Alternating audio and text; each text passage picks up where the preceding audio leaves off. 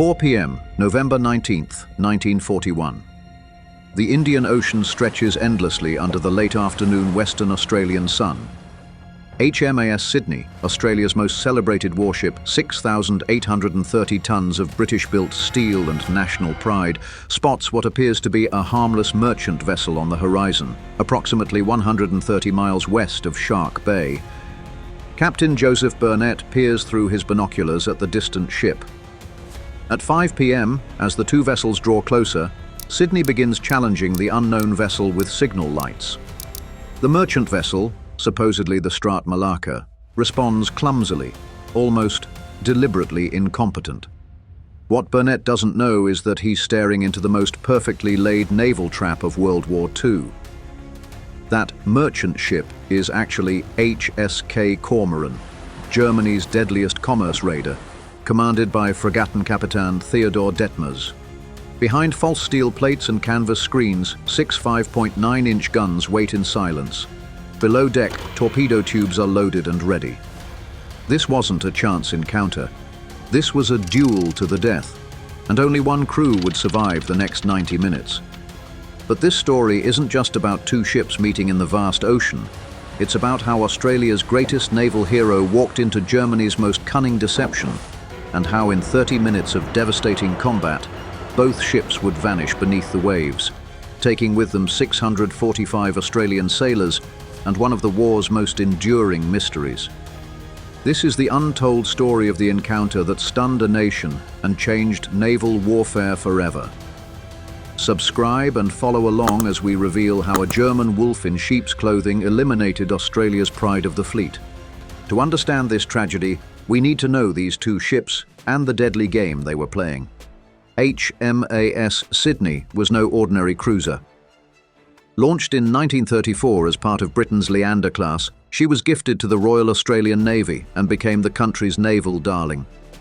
In the Mediterranean, she had already proven her worth, sinking 2 Italian cruisers and earning battle honours that made her crew legends back home.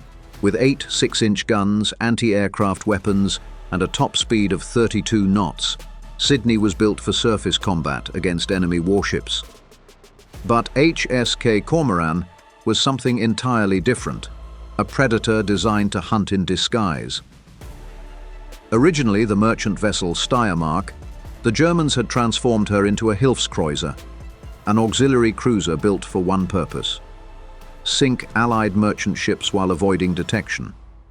Under Detmer's command, she had already claimed 11 victories across the Atlantic and Indian Oceans, totaling over 68,000 tons of Allied shipping. Kormoran's genius lay in her deception.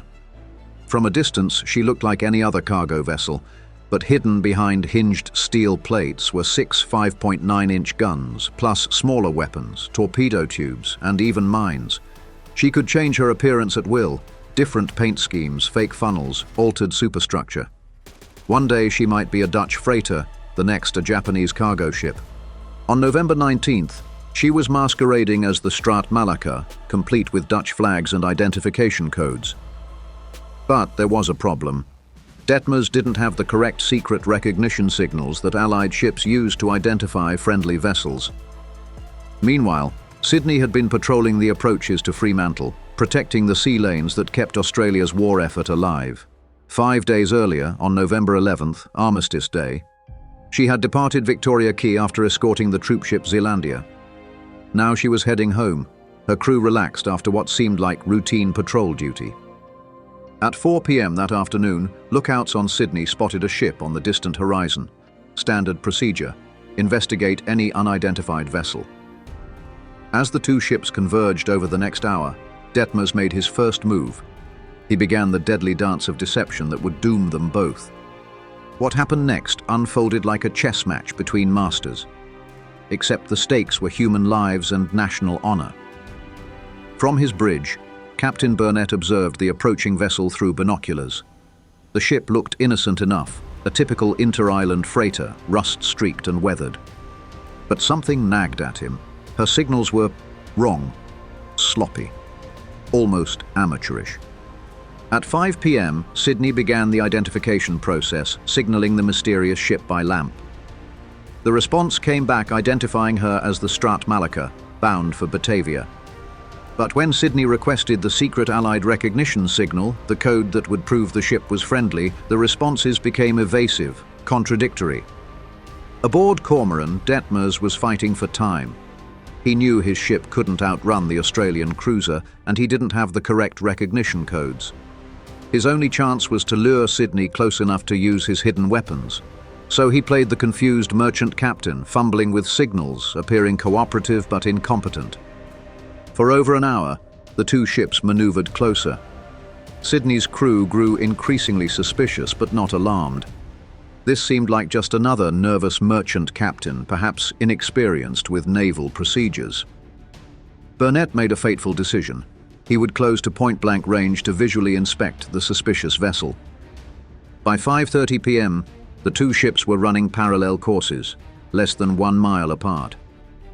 Sydney's crew lined the rails, many curious to see the strange merchant ship up close.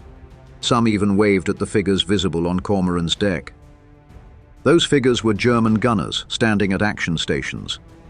At exactly 5:30 p.m., or 17:30 hours in naval time, Detmers gave the order that would seal both ships' fates. What happened next lasted just 55 minutes, but it changed the course of both ships forever. Detmers gave the order, Tarnung fallen lassen, drop the disguise. Like a stage magician's reveal, Kormoran transformed before Sydney's eyes. False plates crashed down, revealing gun barrels. The German naval ensign shot up the mast. Canvas screens fell away, exposing armed sailors at battle stations. In seconds, the harmless merchant ship became a deadly warship. But Sydney was caught completely off guard. Her guns were trained fore and aft, not on the merchant ship beside her. Her crew was relaxed, many still lining the rails in curiosity rather than crouched at battle stations. Kormoran fired first. The opening salvo was devastating. 6 5.9-inch guns and multiple smaller weapons opened fire simultaneously at point-blank range. The first shells smashed into Sydney's bridge and superstructure. Within seconds, her command center was a flaming wreck, her communications destroyed, her fire control systems damaged. Captain Burnett was killed almost instantly, along with most of his senior officers. The ship's ability to coordinate her defense was crippled in the opening moments. But Sydney was a warship, and her crew were trained fighters. Despite the chaos, her guns began to respond. Her 6-inch weapons, more powerful than Kormoran's guns, started finding their mark. The Australian gunnery was superb, even without centralized fire control. Sydney's shells tore into Kormoran's hull and superstructure. The engine room was hit, causing fires and flooding. The German raider began listing to starboard, her speed falling away. For 55 minutes, the two ships hammered each other at murderously close range. Sydney's superior training and heavier guns began to tell. Despite her initial disadvantage, she was winning the gunnery duel. Then came the killing blow. From Kormoran's submerged torpedo tubes, 2 Type G7A torpedoes streaked through the water. The first missed, but the second struck Sydney amidships with a tremendous explosion. The torpedo blast tore a massive hole in her hull, flooding her engine rooms and causing an immediate list to port. Both ships were now mortally wounded. Kormoran was on fire and sinking. Sydney, her hull punctured and her command structure destroyed, began limping away to the south, trailing smoke and listing heavily. Neither ship would survive the night. What happened next became one of the greatest maritime mysteries in history. As darkness fell on November 19, 1941, both ships disappeared into the vast Indian Ocean. Kormoran's crew managed to abandon ship before she sank, taking to lifeboats and rafts. But Sydney, badly damaged and with most of her senior officers dead, limped away into the gathering darkness and was never seen again. Of Kormoran's 399 crew members, 315 survived to be rescued by Australian ships and aircraft over the following days. Their testimony revealed the shocking truth. Germany's disguised raider had engaged and sunk Australia's most famous warship. But of Sydney's 645 officers and men, not one survived. Not a single body was ever recovered, no lifeboats were found. No debris bearing her name ever washed ashore. It was as if the ship and her entire crew had simply vanished from the face of the earth. The news hit Australia like a thunderbolt.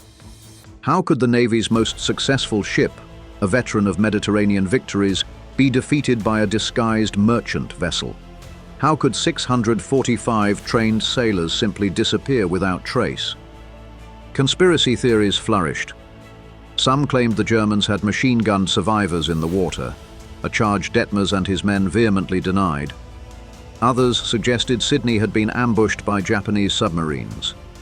The most painful theory was that overconfidence and poor tactical decisions had led to the disaster. The official inquiry, conducted while the war still raged, was inconclusive. The German survivors' accounts were consistent but couldn't explain Sydney's complete disappearance. Had she sunk immediately after the battle? Had she drifted for hours before going down? Did any of her crew survive the initial sinking only to die in the water? For decades, these questions haunted Australia. Families of the lost sailors had no graves to visit, no closure to their grief. The nation had lost not just a ship, but 645 sons, husbands, fathers and brothers, and no one knew exactly how or where they had died. The search began almost immediately. On November 24th, when Sydney failed to respond to radio calls, Royal Australian Air Force aircraft began patrolling the Western Australian coast. Ships scoured the sea lanes. But the Indian Ocean is vast and unforgiving, and both wrecks had vanished into its depths. For 67 years, the locations of both wrecks remained one of the sea's greatest mysteries. Numerous expeditions searched the ocean floor using the best technology available, but the ships remained hidden in the deep. The mystery deepened in the 1990s when new technologies like side-scan sonar and deep-sea submersibles became available. Several high-profile searches were launched, backed by government funding and private donations. The Australian government established the Finding Sydney Foundation, dedicated to locating the wreck and finally answering the questions that had tormented the nation for decades. In 2001, a major search expedition led by David Mearns used cutting-edge multi-beam sonar to map vast areas of the ocean floor. They found nothing. In 2003, another attempt using different search patterns also came up empty. Each failure deepened the mystery and frustrated the families who still sought closure. The breakthrough came in 2008, when advances in underwater search technology finally made the impossible possible. The search team, again led by Mearns, used a combination of historical analysis, oceanographic modeling, and state-of-the-art deep-sea search equipment. On March 13, 2008, the search vessel Geosounder detected unusual sonar contacts on the ocean floor, 2,500 meters below the surface. The first object located was clearly artificial, a large vessel lying on the seabed. When the remotely operated vehicle, ROV, descended to investigate, the cameras revealed the unmistakable outline of HSK Kormoran. After 67 years, the German raider had been found. But where was Sydney? 4 days later, on March 17, 2008, the ROV cameras captured another vessel on the ocean floor, 12 nautical miles from Kormoran's grave. This ship was more badly damaged, broken into several sections. But when the cameras focused on the stern, the letters were still visible, SYDNEY. Australia's greatest naval mystery had finally been solved. The discovery of both wrecks finally revealed the full truth of what happened on that November evening in 1941. Forensic analysis of Sydney's wreck confirmed the German survivors' accounts. The ship had been hit by multiple shells and at least one torpedo. Her bridge and forward superstructure were devastated, explaining why she couldn't coordinate an effective defense. Most critically, the torpedo had indeed struck amidships, causing catastrophic flooding. But the wreck also revealed something new. Sydney had continued fighting even after the mortal blow. Her guns were trained on Kormoran's last known position, suggesting her crew had maintained fire control even as the ship was sinking. This was a testament to the courage and professionalism of her crew, who fought their ship to the very end. The forensic evidence also explained Sydney's complete disappearance. Unlike Kormoran, which sank relatively slowly and allowed most of her crew to abandon ship, Sydney appears to have gone down quickly, possibly within an hour of the battle's end. Her severe flooding, combined with the loss of most senior officers, may have prevented any organized evacuation. The discovery brought closure to families who had waited decades for answers. It also vindicated the German survivors whose accounts had been questioned for years.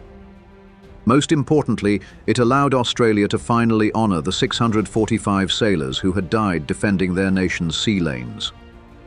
In 2009, both wreck sites were declared war graves, protected under Australian law. Memorial services were held, and the sailors of Sydney were finally laid to rest in the nation's memory. But perhaps the most important lesson of the Sydney Kormoran encounter isn't about the past, it's about the future. In modern naval warfare, the threats are more subtle and more dangerous than ever. Today's enemies might not fly false flags or hide guns behind steel plates, but they use electronic warfare, cyber attacks, and stealth technology to achieve the same goal: to strike without warning from an unexpected direction.